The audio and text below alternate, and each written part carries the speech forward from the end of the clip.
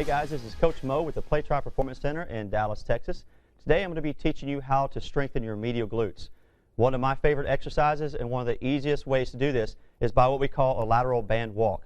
Now, in order to do this exercise with resistance, you're going to need to get a little small band that you can wrap around your knees to create resistance for your glutes. And I like to start with the band just under the knees, not at the ankles, because that's a little bit too much resistance, and not above the knee because that's usually not enough resistance. So from there, from the position, I'm going to start with my feet shoulder width apart and knees slightly, or feet slightly turned in a little bit. This turning in will activate the medial glute a little bit more.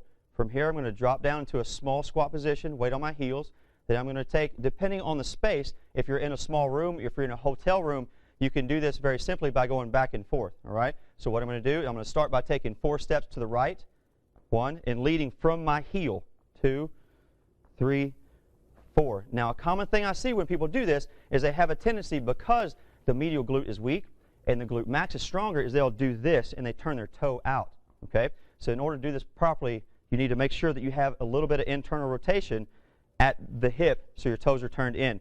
Another thing I see that people do wrong commonly is once you get fatigued, you have a tendency to hike your hip up like this. So again, in order to do the movement correctly, you want to stay even and level and then move slowly across the floor, okay? The last thing I see a lot of people do when they do the motion is they'll step out, then they let their foot slap back in.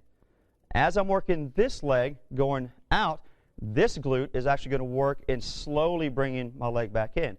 So I'm working both sides simultaneously. So again, we turn the toes in, slight squat, weight is on the heels, step 4, 3, 2, 1, and then back again, 4, 3, 2, 1, all without turning the toes out, without hiking your hip, without letting your foot slide together. This is Coach Mo. This has been a medial glute lateral band walk.